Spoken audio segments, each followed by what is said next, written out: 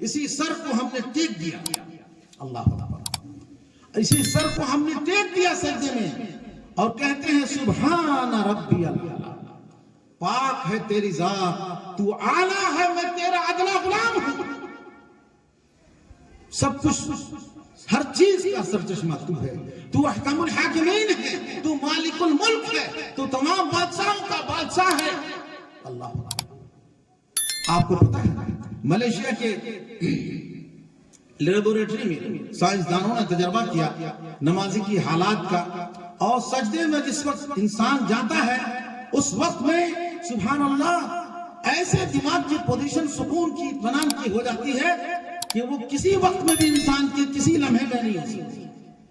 اسی لیے قرآن میں اللہ تعالیٰ نے فرمایا الا بذکر اللہ تطمئن القلوب، خبردار ہو جاؤ، اللہ کو یاد کرنے سے، نماز پڑھنے سے دلوں کو سکون ملتا ہے۔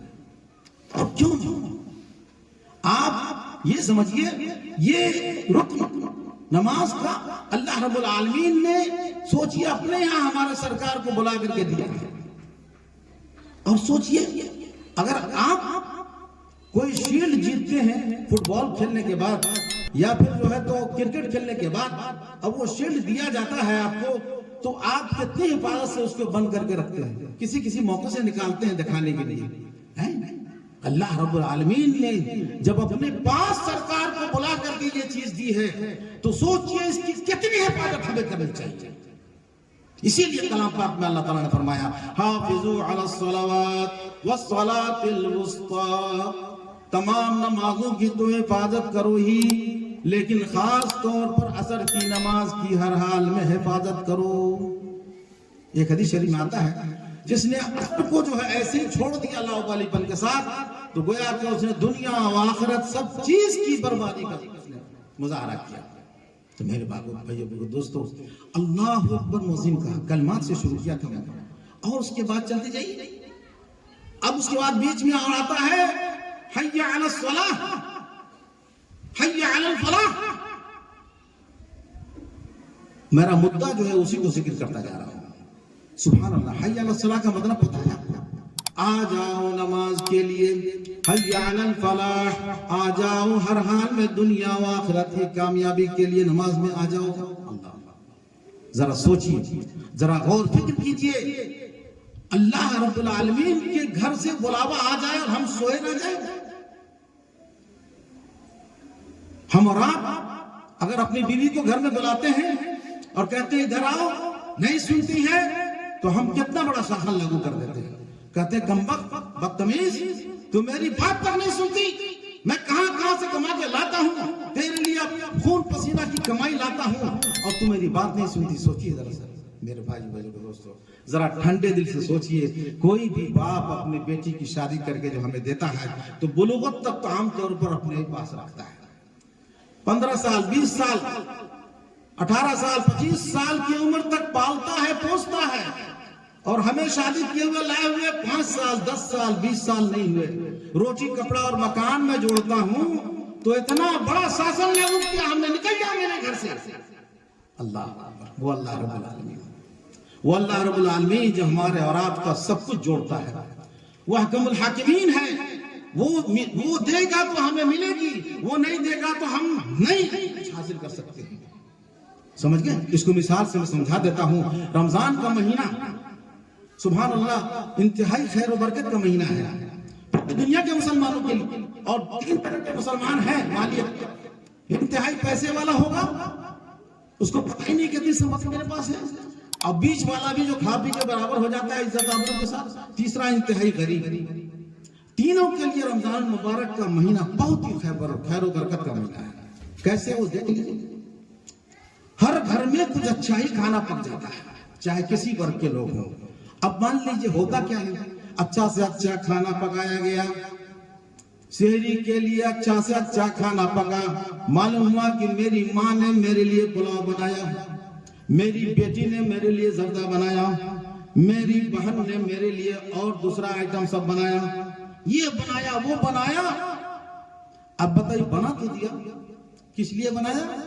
کہ اللہ کے حکم پر بھی عمل ہو جائے گا، روزہ رکھ لیں گے، روزہ لگے گا نہیں، اور جو کام کرتے ہیں ہمارے گارجن صاحب، جو بھی کام کرتے ہیں، چاہے پڑھاتے ہوں، چاہے کھیتی کا کام کرتے ہیں، چاہے سروس کرتے ہیں، یا روزی روٹی کا جو بھی کام کرتے ہیں، روزہ بھی نہیں لگے گا. لیکن دیکھیے ہوتا کیا ہے، اللہ نہ کرے کسی کے ساتھ ایسا. معلوم ہوا کہ 12 بجے رات میں ہمیں ہارٹ اٹیک ہو گیا.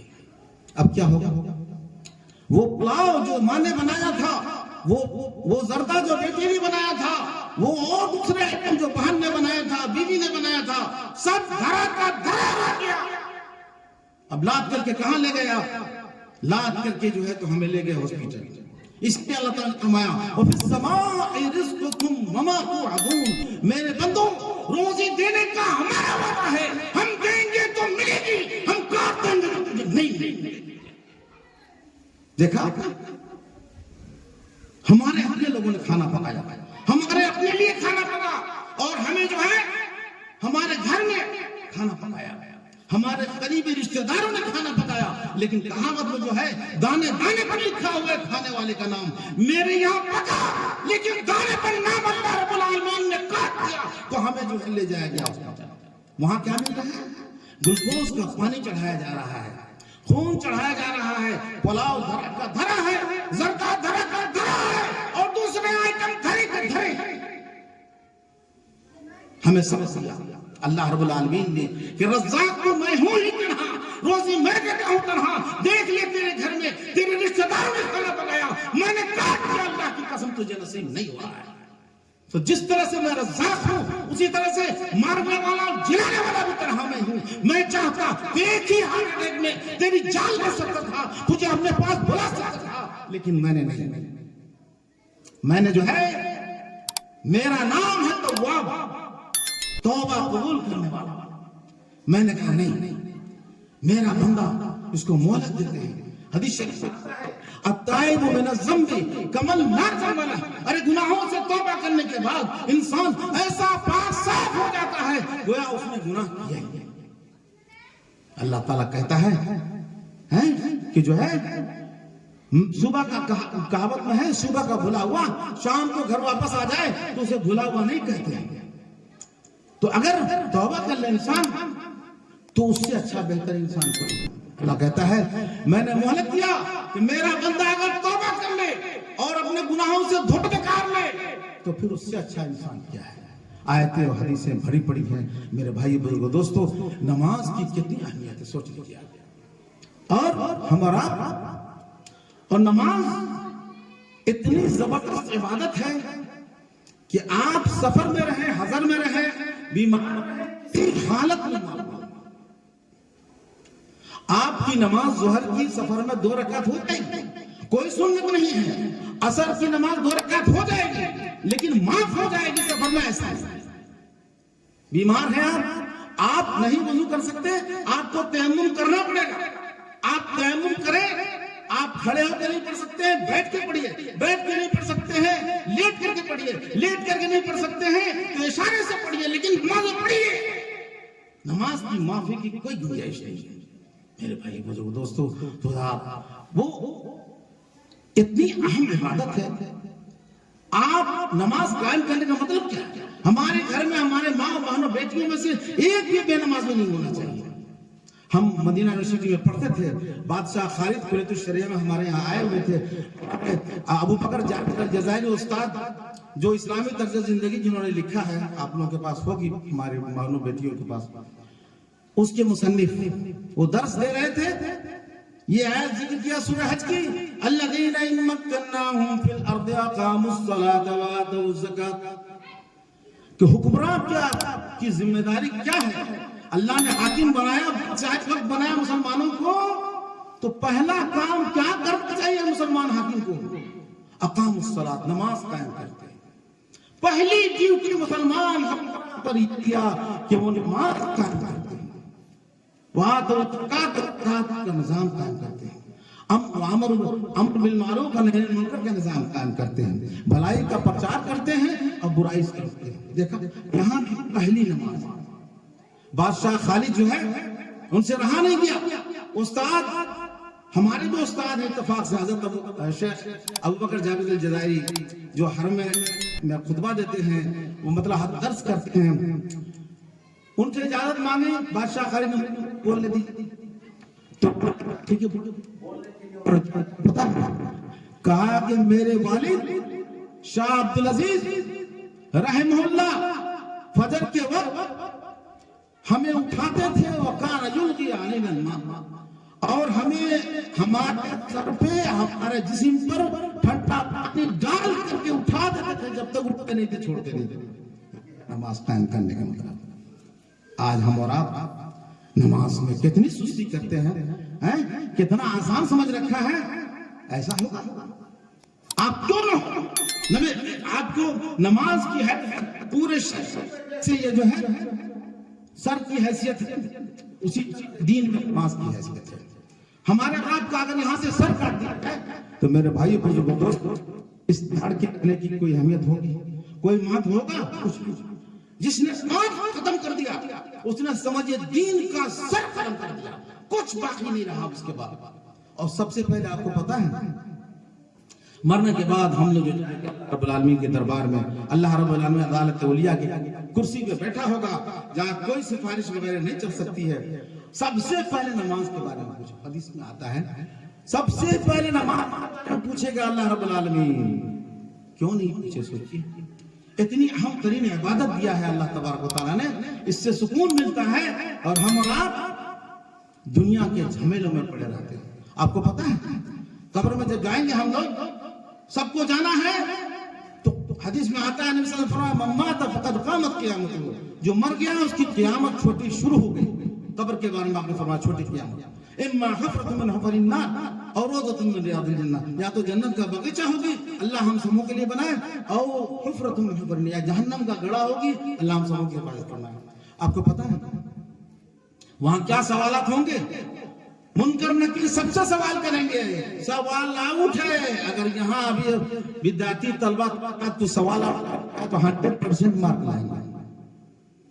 یہاں سوال اللہ تعالیٰ نے آؤٹ کر دیا ہے دین اسلام نے کہ یہ سوال قبر میں ہوگا ہی۔ پہلا سوال کا من ربک، تمہارا رب کون ہے؟ تمہارا رب کون ہے؟ اب بتائیے جس نے رب کو پہچانا ہی نہیں، نماز پڑھی ہی نہیں، وہ کیسے جواب دے گا میرا رب اللہ ہے؟ سمجھ رہے ہیں؟ اگر ہم کسی سونار کے پاس چلے جائیں ناک کی پھول بنانے کے لیے کہتا نہیں ہوتا، کسی لوہار کے پاس چلے جائیں سادھارن کے پھول بھی پیٹ دے کہتا نہیں ہوتا، تو کتنا غصہ ہوں گے ہم؟ کہیں گے اتنا بڑا سونار تو کہلاتا ہے، اتنے بھاڑے کرایہ تیرتا ہے، ایک ناک کی پھول نہیں بنا سکتا، اتنا بڑا لوہار ہے، اتنی بڑی دکان رکھتا ہے، کداری نہیں پیٹ سکتا ہے، کھرپی نہیں پیٹ سکتا ہے۔ غصہ کیوں غصہ ہوں گے؟ کیونکہ پریکٹیکل کر کے نہیں دیا۔ تو جس طرح سے یہ دنیا پریکٹیکل، اللہ کی قسم اسی طرح سے دین کی پریکٹیکل۔ جس نے نماز نہیں پڑھی ہوگی وہ کبھی نہیں کہہ سکتا کہ میرا رب اللہ ہے۔ وہ بھی کیا کہے گا وہ بھی سن لیجیے، وہ بھی حدیث میں سرکار نے فرمایا، وہ کہے گا ہاں ہاں ہاں ہاں ہے، مجھے اس سوال کا جواب نہیں۔ جس نے نماز پڑھی ہوگی وہ فوراً کہے گا میرا رب اللہ ہے۔ میں تو ہمیشہ پانچوں وقت اللہ کو سجدے کرتا تھا، ربی اللہ۔ دوسرا سوال کیا ہوگا؟ ماں دینک، تمہارا دین دھرم کیا ہے؟ اب جو زندگی میں دین پر چلا ہی نہیں، ساری زندگی من چاہے زندگی گزارا، دین پر چلا نہیں، اور رب چاہے زندگی نہیں گزارا، دین سے محبت نہیں تھی اور خاتمہ ہو گیا شیطان کے راستے پر چل کر کے، وہ کبھی کہہ دین اسلام ہے کبھی۔ اور جو دین اسلام چلا ہوگا وہ فوراً کہے گا میرا دین اسلام ہے، اور جو نہیں چلا وہ بھی یہی کہے گا ہاں ہے لا ادری، ہاں مجھے کچھ نہیں پتا ہے، روئے گا، سر پیٹے گا، سب کچھ کرے گا، لیکن سوال کا جواب نہیں دے سکے گا۔ تیسرا سوال ہوگا، دیکھ لو ہمارے آقا مولا جناب محمد رسول اللہ صلی اللہ علیہ وسلم کو لا دیا جائے گا چہرے مبارک، کہا جائے گا پہچانو جن کا کون ہے یہ۔ آپ سے اگر محبت ہوگی ہماری، ہم نے دل و جان سے کلمہ پڑھا ہوگا، کلمہ کے تقاضوں کو پورا کیا ہوگا، کلمہ کے تقاضے بھی ہیں، سمجھ لیجیے، یہ نہیں صرف زبان سے کہہ دیا لا الہ اور سمجھتے بیڑا پار ہو جائے گا۔ اسی کو شاعر نقام اقبال نے کہا ہے، ارے زبان سے کہہ دیا لا الہ تو کیا حاصل، دل و نگاہ مسلمان نہیں تو کچھ بھی نہیں۔ سمجھ رہے ہیں؟ اسلام کے تقاضے ہیں، آپ جو ہے دل و جان سے اسلام سے محبت کیجیے گا، اس کے تقاضوں کو پورے کیجیے گا، تب تو آپ کامیاب ہیں۔ ورنہ ایسے ہی طوطا کو ہٹا دیں لا الہ الا اللہ کہتا ہے، کیا وہ جنتی ہو جائے گا؟ تو میرے بھائیو بزرگو دوستو، اب دوسری بات یہ کہنی، آخر سوال جو ہے پوچھا جائے گا کون ہے؟ ہمارے سرکار تو داڑھی والے، بے ادبی معاف ہو تو داڑھی موڑتے ہیں، ہمارے سرکار تو داڑھی والے، اور ہم تو زندگی بھر رہے داڑھی والوں سے نفرت کرتے رہے۔ اب سوال جب آئے گا داڑھی منڈے کیا جواب دیں؟ کہیں گے یار زندگی بھر تو نفرت کرتے رہے، مرنے کے بعد بھی داڑھی والے کو رکھایا مجھے۔ اس لیے آپ سرکار نے فرمایا اوف اللحا، داڑھی کو چھوڑ دیے، نورانی چہرہ تمہارا اسلام کا نور ہے، ٹریڈ مارک ہے، اس کو ہر حال میں رکھنا ہے۔ تو پھر اگر ہمیں محبت ہے سرکار سے تو ایسا چہرہ مرا بھی بنانا ہوگا، اسی دین پہ چلنا ہوگا۔ ورنہ بمبئی والا واقعہ آپ کو سنا دیتے ہیں، بمبئی میں گھومنے چلے گئے، ہندوستان کے آدھے سے زیادہ سمپتی وہی ہے، ادھیڑ عمر کا تھا، وہیں مر گیا تو دونوں سنگٹن میں لڑائی ہو گئی۔ ہندو سنگٹن والے کہتے ہیں میرا ہندو معلوم ہوتا ہے، میں کریا کلاب کروں گا، میں جلاؤں گا اس کو، کفن دفن میں کر کے جلا دوں گا۔ مسلمان کہتے ہیں نہیں بھائی یہ میرا مسلمان بھائی ہے، میں جو ہے اس کو کفن دفن کر کے کاندھا دے کر کے اس کی دنیا کے مسافر منزل تیری قبر میں پہنچا دوں گا۔ ٹینشن ہو گیا، حل کیا نکالا دونوں سنگٹن والے؟ بھائی اس کو کھول کر کے دیکھا مسلمانی کیا ہوا ہے تو مسلمان والے، اگر نہیں کیا ہوا ہے تو پھر ہمارے دیکھیے قسمت، دیکھیے کھول کر کے دیکھا گیا وہ مسلمانی کیا ہوا تھا، صرف ٹریڈ مارک نہیں تھا، جس کی وجہ سے یہ حالت ہوئی۔ داڑھی منڈا زندگی بھر پریشان رہا، پریشانی رہا، مرنے کے بعد اللہ رب العالمین سے داڑھی رکھے تم رکھے نہیں، تم تلا بھی کیے جاتے تھے، یہ ٹریڈ مارک کر ہم رکھیں گے، مسلمانی بھیس بھوسا کر ہم رکھیں گے، اگر ہم نمازیں پڑھتے رہیں گے وہ ایسا نورانی چہرہ رہے گا، دنیا کے کس کونے میں بھی ہم مریں گے انشاءاللہ تعالی، وہاں ہمارے مسلمان بھائی ہمیں لا کر کے کفنا کر کے کعبہ کر کے ہمیں اپنے منزل پہنچا دیں گے انشاءاللہ تعالی۔ تو میرے بھائی بزرگو دوستو، اور دنیا میں کیا رکھا ہے بتائیے؟ قبر میں کیا یہ سوال ہوگا کہ اتنے پیسے کیوں نہیں لائے تھے، اتنا بینک بیلنس کیوں نہیں کیا تھا، اتنے تمہاری زمینیں کیوں نہیں تھی، اتنے باغات کیوں نہیں تھے، اتنی بڑی بلڈنگیں 50 تلہ کیوں نہیں تھی؟ جو سوال آؤٹ ہے وہ آپ کے سامنے کلیئر کر دیا ہے۔ بار بار ٹھنڈ سوچئے اور نماز کی اہمیت سمجھئے اور ساری زندگی نماز پڑھتے رہیے، تبھی تو کامیابی ہے۔ ورنہ اگر بھول چک نمازی جب من میں آیا تب پڑھا، جب من میں آیا تب نہیں پڑھا، ایسا نہیں ہونا چاہیے۔ ہمارے سرکار بوڑھے ہو چکے ہیں، کاندھا دے کر کے حضرت عباس اور دوسرے لوگ کاندھا دے کر کے وہ گھر میں پڑھنے والے تھے، آئے کسی طرح سے پہنچا، تو نماز کبھی معاف نہیں ہے۔ میرے بھائی بزرگوں دوستو، اللہ رب العالمین سے آخر میں دعا ہے اللہ رب العالمین ہم کو اور آپ سبوں کو سننے سے زیادہ عمل کرنے کی توفیق عطا فرمائے، اور جب ہمیں اس دنیا سے اٹھائے تو ایمان پر خاتمہ کرے، آمین۔